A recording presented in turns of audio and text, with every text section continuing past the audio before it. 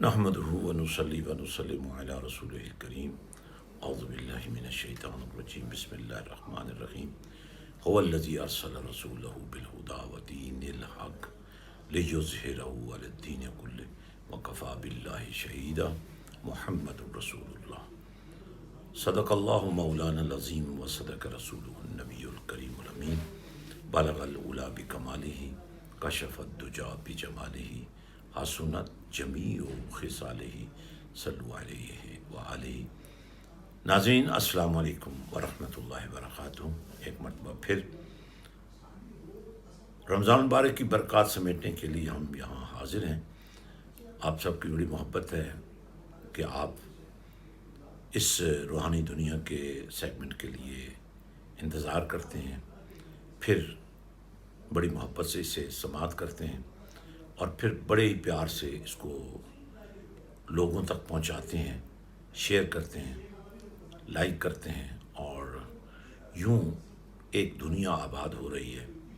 اور اس دنیا کا حسن یہ ہے کہ اس میں ہر طرف آپ کو اللہ کی محبت کا نور بکھرتا نظر آئے گا اور مصطفیٰ کی شکل میں سنورتا نظر آئے گا۔ ایک ذات ہے جسے اللہ نے بھی اپنی محبتوں کا مرکز بنایا ہے اور اسے فیضان کا چشمہ قرار دیتے ہوئے وما ارسلناک الا رحمۃ للعالمین کے نور سے نوازتے ہوئے ذرے ذرے کو، قطرے قطرے کو، لمحے لمحے کو، جھونکے جھونکے کو، دھڑکن دھڑکن کو، سانس سانس کو نبی کی رحمتوں کے تابع کر دیا ہے۔ کتنے ہی پیار سے اللہ نے اگر آپ کو پیار کی دولت دی ہے، اگر آپ اپنی ماں سے ہی محبت کرنے والے ہوں، اگر آپ اپنے باپ سے ہی محبت کرنے والے ہوں، اپنے بھائیوں سے ہی شفقت کرنے والے ہوں، اپنے بڑوں سے عزت کے ساتھ پیش آنے والے ہوں اور اپنے چھوٹوں سے شفقت کرنے والے ہوں، تو پھر بات تو آپ کو سمجھ آ جانی چاہیے کہ باپ اور بیٹے کے درمیان یہ ادب کا رشتہ کیوں قائم ہوا، ماں اور بیٹے کے درمیان یہ الفت کا اور چاہت کا رشتہ کیوں قائم ہوا۔ ایک ایسی بیٹی جو کسی باپ کے گھر میں جنم لیتی ہے اور پھر باپ بڑے لاڈ و پیار سے اور بڑی محبت سے اور بڑی اہتمام سے اسے کسی کی بیٹی بنا کر، کسی کی بیوی بنا کر اور کسی گھر کا سکون بنا کر ان کے حوالے کرتا ہے، اور پھر سارے رشتے پیچھے رہ جاتے ہیں اور وہ دو وجود آپس میں ضم ہو جاتے ہیں اور وہ دو وجود ایک دوسرے سے محبت کرتے ہیں، اتنے قریب آ جاتے ہیں کہ قربت کے سارے رشتے اس رشتے پر قربان ہو جاتے ہیں۔ ناظرین، میاں بیوی کا یہ تعلق دنیا کی نظر میں محبت کا ایک سرچشمہ ہے، لیکن اگر اس کو اسلامی نقطہ نظر سے دیکھا جائے تو یہ دو وجود جو مل رہے ہیں، اس میں جو نکاح ہے، یعنی جس میں والدین دونوں سائڈ سے اور عزیز و قارب گواہیوں کے ساتھ شامل ہو رہے ہیں، تو یہ ایک نئی نسل کو جنم دینے کا ایک راستہ ہموار کیا جا رہا ہے۔ اللہ اکبر۔ یہ وہ رشتے ہیں جو بنائے جاتے ہیں، جب بن جاتے ہیں تو ان کے لیے بڑی قربانیاں ہوتی ہیں، اور اب ذرا اس رشتے کی طرف آئیے جو پروردگار نے ازل ہی سے طے کر دیا اور بیان بھی فرما دیا اور اس کو عنوان بھی بنا دیا اور اس کو نہ صرف ٹائٹل بنایا بلکہ اس کو سلوگن بھی بنا دیا، هو الذی ارسل رسولہ بالہدی۔ ارے نادانو، تمہیں کیا خبر، بھیجنے والے نے کس کو بھیجا ہے، کس کا تعارف وہ کروا رہا ہے جو کل اسی کا تعارف بننے والا ہے۔ هو الذی، وہ اللہ جس نے بھیجا اپنے رسول کو۔ کس رسول کو؟ بالہدی، جس کے پاس اللہ کا کلام نور مبین، قرآن مجید، فرقان حمید، برہان رشید، جس کا وجود قرآن، جس کا سراپا قرآن، جس کے لب و رخسار قرآن، جس کی نگاہ و گویائی قرآن، اور یہ وہ نور ہے جس نور کو پروردگار نے یوں بیان فرمایا وہ اللہ مانتی ہو نا اللہ کو؟ جب مانتی ہو تو پھر مانو وہ کیا کہہ رہا ہے. والذی ارسل رسولہ، بھیجنے والا کون ہے؟ وہ اللہ ہے. کون اللہ؟ جس نے اپنے رسول کو بھیجا. کیسے پتہ چلے؟ فرمایا بالہدا، جس کے پاس قرآن ہے، جو خود سراپا قرآن ہے، جو قرآن کا سانچہ ہے، جو قرآن کے سانچے میں ڈھل کے آیا ہے. بالہدا، قرآن نور ہدایت، نور یقین، نور عرفان، نور حقیقت. وَاعْبُدْ رَبَّكَ حَتَّى يَأْتِيَكَ الْيَقِينُ. کیا انداز عبادت ہے، کیا انداز محبت ہے، کیا انداز الفت و چاہت ہے کہ اس پیار کے نتیجے میں تم اس مقام پر پہنچ گئے. نبی کے نور ہدایت کے حوالے سے تم وہاں پہنچ گئے کہ تمہیں اللہ کے ہونے کا یقین آ گیا. تمہاری عبادت میں یہ ذوق پیدا ہو گیا، تمہارے سجدوں میں یہ شوق پیدا ہو گیا کہ اب تمہاری نظر میں کوئی سماتا ہی نہیں ہے، گویا کہ تم اللہ کو ہی دیکھ رہے ہو. ایسی عبادت، ایسا ذکر، ایسی تسبیحات، ایسا اللہ کا نام، ایسا شریعت کا نظام، ایسا قرآن کا پیغام، ایسا رسول پاک صلی اللہ علیہ وسلم کا فیضان کہ تم اسے دیکھنا چاہتے ہو، اب اسے دیکھ کر اسے دیکھ لیتے ہو. من رعانی فقد رعی الحق. مجھے دیکھنے والوں، دیکھو کیسے ابو بکر صدیق اکبر بن گئے، کیسے عمر فاروق اعظم بن گئے، کیسے عثمان غنی ہو گئے، کیسے علی مولا علی ہو گئے، کیسے بلال سیدنا بلال ہو گئے، کیسے حسن حسین جنتی نوجوانوں کے سردار ہو گئے. تو فرمایا هو الذی ارسل رسولہ بالہدا ودین الحق. اب ہدا سے اگر مقصود قرآن ہے اور مراد قرآن ہے تو پھر صحابہ کرام نے تو یہاں تک کہہ دیا، جو دھرتی پر نبی اور رسولوں کے بعد سب سے زیادہ عزت والی جماعت ہے، اگر کسی نے چلتا پھرتا قرآن دیکھنا ہو تو مدینہ کی گلیوں میں چلتے ہوئے آمینہ کے لال کو دیکھ لے. ودین الحق، وہ اللہ جس نے بھیجا اپنے رسول کو قرآن کے ساتھ اور دین حق کے ساتھ. اب قرآن تو ہو گیا اللہ کا کلام، مدینے والے کی اداؤں کا ترجمان، اور یہ دین حق کیا ہوا؟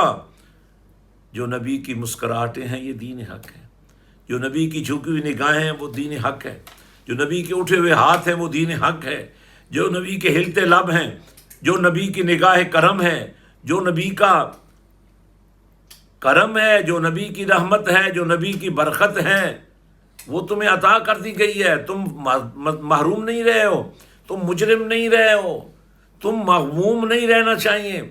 تمہیں اللہ نے ہر غم سے آزاد کر دیا کہ تمہیں مدینے والا عطا کر دیا ہے بالہدا ودین الحق.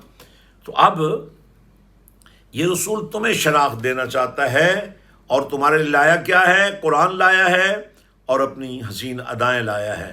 جب ہم قرآن کو پڑھتے ہیں تو نبی کی ادائیں نظر آتی ہیں، جب نبی کی اداؤں کو دیکھتے ہیں تو قرآن نظر آتا ہے. یوں لگتا ہے الرحمن علم القرآن کہہ کر پروردگار نے ہمیں یہ سمجھا دیا ہے، خلق الانسان، تم تو بعد میں بنے، تمہیں تو خبر ہی نہیں اس وقت کیا ہوا تھا. میں بتا دیتا ہوں، رحمان نے بنایا بھی، سجایا بھی اور قرآن پڑھایا بھی. ایسا پڑھایا کہ قرآن میں نبی کو گونج دیا، نبی کو قرآن میں گونج دیا. اب قرآن پڑھیں تو نبی نظر آتا ہے، نبی کو دیکھیں تو قرآن بن جاتا ہے. ناظرین، ہم کتنے خوش نصیب ہیں، ہمارا یہ عقیدہ ہے، ہمارا یہ دین ہے، ہماری یہ ملت ہے، ہماری یہ قوم ہے، ہم یہ امت ہیں جو یہ مانتے ہیں کہ دینے والا اللہ ہے، دیتا نبی کا صدقہ ہے، کرنے والا اللہ ہے، ہوتا نبی کا صدقہ ہے، عطا اللہ کی ہے، تقسیم کملی والا کرتا ہے. فرمایا هو الذی، وہ اللہ جس نے بھیجا اپنے رسول کو قرآن کے ساتھ، دین حق کے ساتھ، تاکہ تمہیں کوئی شک نہ رہے. لِیُظْہِرَهُ عَلَى الدِّینِ کُلِّهِ. اس سے پہلے جتنے ادیان ہیں، اس سے پہلے جتنے نظام ہیں، اس سے پہلے جتنے مذاہب ہیں، اس سے پہلے جتنے سسٹم ہیں، اس سے پہلے جتنی سائنسز ہیں، اس سے پہلے جتنے ادارے ہیں، اس سے پہلے جو نظم و ضبط کا نظام ہے، آپ ذرا اس کو اسلام کے ساتھ کمپیئر کرو تو تمہیں نظر آ جائے گا. اگر عقل کے اندھے نہیں ہو، علم کے چور نہیں ہو، اگر عشق کے ناقد نہیں ہو، اگر وفا کے توڑنے والے نہیں ہو، اور اگر اللہ نے تمہارے اندر یہ جذبہ رکھ دیا ہے جن کا صدقہ کھاتے ہو انہی کے لیے گاتے ہو، تو پھر تو کمال بات ہو گئی نا. تو لیظہرہ علی الدین کلہ، اب یہی دین ہے جو سب ادیان پر غالب آ گیا ہے. کیوں؟ کہ زلف مصطفیٰ کی خوشبو ہی پورے جہان کو معطر کر رہی ہے، کسی اور کی حاجت ہی نہیں رہی. چہرہ مصطفیٰ کی ضیائے چہرہ مصطفیٰ سارے اندھیروں پر غالب آ گیا ہے. کملی والے کی ادائیں ساری اداؤں پر غالب آ گئی ہیں. لیظہرہ علی الدین کلہ، یہ جتنے ازم ہے، سوشلزم ہے، کمیونزم ہے، کیپٹلزم ہے، یہ ملوکیت ہے، یہ نفس پرستی ہے، یہ خواہشات کی دنیا میں اپنے آپ کو فنا کرنے والی بات ہے. نفس کا بندہ، نفس کا پجاری بننے والوں، فرمایا لیظہرہ علی الدین کلہ. کبھی نبی کی کالی کملی کے نیچے آ کر دیکھو تو صحیح، کبھی نبی کی رحمت کے سائے میں آ کر دیکھو تو صحیح، کبھی نبی کی عطا کے سامنے دامن پھیلا کر دیکھو تو صحیح.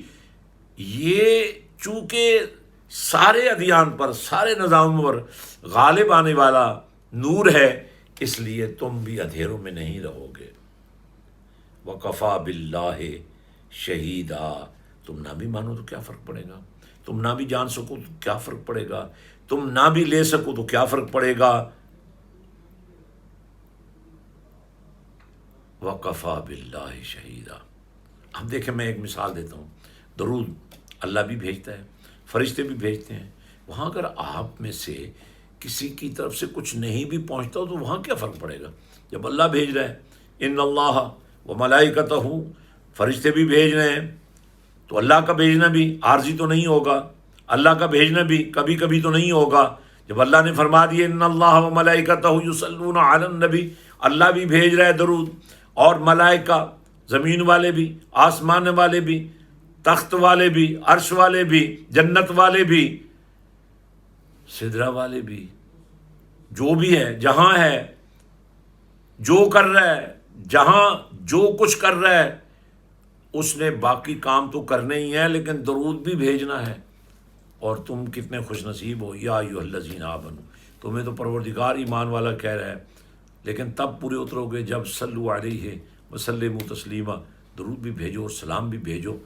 اگر سمجھ نہیں آ رہی تو اللہ کا بھیجا ہوا درود و سلام دیکھ لو، فرشتوں کا بھیجا ہوا، اور وہ جو تم درود پڑھتے ہو فرشتے لے جاتے ہیں نبی کی بارگاہ میں.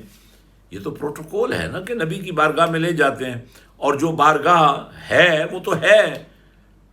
تو جن کی بارگاہ میں ہر وقت درود پہنچتا ہے لے آتے ہیں فرشتے، کوئی ہستی ہے نا. تو پھر یہ کیسے کہہ سکتے ہو کہ تمہارا سلام نبی کو پہنچے، تمہارا درود نبی کو پہنچے، اور نبی کی طرف سے تمہیں کچھ بھی نہ پہنچے؟ یہ ممکن نہیں ہے. یہ تبھی ناممکن ہے جب آپ ایمان والے نہیں ہیں. اگر آپ ایمان والے ہیں تو ممکن، کیونکہ ایمان ماننے کا نام ہے تو ماننا پڑے گا. یا ایھا الذین آمنوا، اگر تم بھی درود بھیجنے والے ہو، سلام بھیجنے والے ہو، اور ایسا بھیجنے والے ہو کہ لوگوں کو پتہ چل جائے کہ ایسا حق ہوتا ہے جو ادا کیا جا رہا ہے. تو ناظرین، اللہ فرماتا ہے یہ جو تم درود بھیجتے ہو یہ بھی غلبہ دین کی ایک شکل ہے، یہ جو تم اللہ کا نام لیتے ہو یہ بھی غلبہ دین کی ایک شکل ہے، یہ جو تم قرآن کی تلاوت کرتے ہو یہ بھی غلبہ دین کی ایک شکل ہے، یہ جو سیرت مصطفیٰ کا لباس تم نے پہن لیا یہ بھی غلبہ دین کی ایک شکل ہے، یہ جو طریقہ مصطفیٰ تم نے اپنا لیا یہ بھی غلبہ دین کی ایک شکل ہے، یہ جو قیام اللیل کر رہے ہو یہی غلبہ دین ہے، یہ جو راتوں کو اٹھ کر رب کو منا رہے ہو یہی غلبہ دین ہے، یہ جو صبح و شام قرآن کی تلاوت ہو رہی ہے یہی غلبہ دین ہے، یہ جو سخاوت ہو رہی ہے، یہ جو آپ غریب پروری کر رہے ہیں، یتیم پروری کر رہے ہیں. پوری دنیا کو کرونا نے اپنے پنجوں میں دبوچ لیا ہے، لیکن تم پھر بھی ڈھونڈ کر یتیم بچوں کی کفالت کر رہے ہو، انہیں اسپانسر کر رہے ہو، اور یہ کہہ رہے ہو ہاں صرف 1 سال کے لیے نہیں، حفظ کے بچے کو 3 سے 4 سال لگ سکتے ہیں، میں اس بچے کو اگلے 4 سال کے لیے اسپانسر کر رہا ہوں، اس بچی کو۔ اللہ اکبر۔ ایک ہے وہ بچہ جو یتیم ہے، تو وہ کل جب جوان ہوگا تو ایک نوجوان ہوگا، اس کے مقابلے میں ایک بچی اگر یتیم ہے، کل وہ جوان ہوگی تو وہ اپنے قد سے نہیں کھڑی ہو سکے گی۔ کیوں؟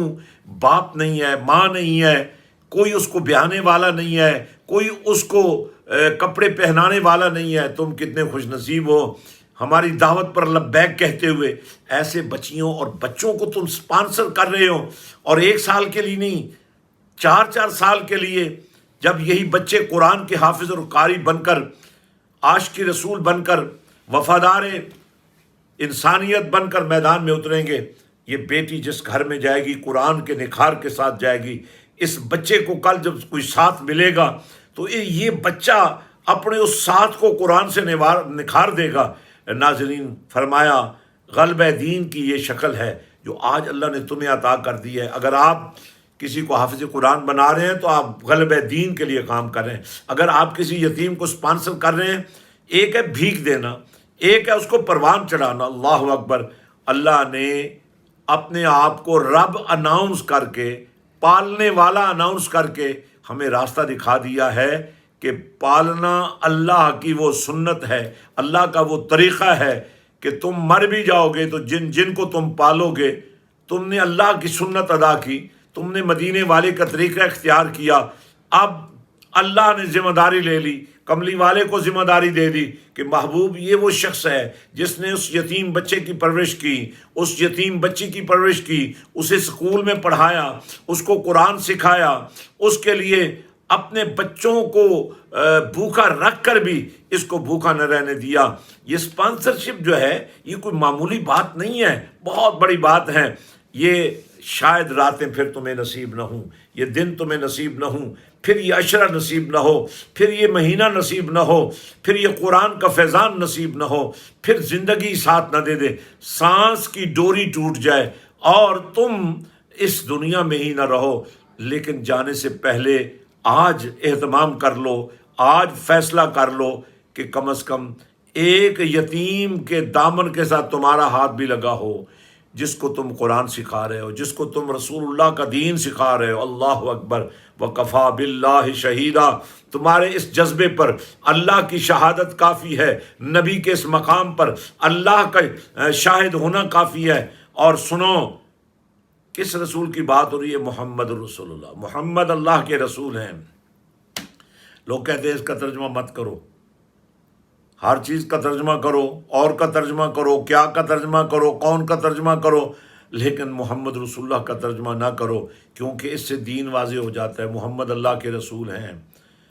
اگر ترجمہ نہیں کرو گے تو کیا پڑھو گے؟ پڑھو گے تو کیا مانو گے؟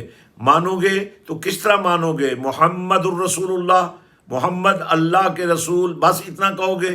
کہنا تو پڑے گا محمد اللہ کے رسول ہیں۔ یہ نہیں کہہ سکتے تھے، یہ نہیں کہہ سکتے ہوں گے، یہ تو اس وقت بھی نہیں کہا گیا ہوں گے جب ابھی میرے اور آپ کے نبی نے دنیا میں ظاہری حیات کے ساتھ قدم نہیں رکھا تھا، اس وقت بھی ان کا ٹائٹل تو محمد رسول اللہ تھا۔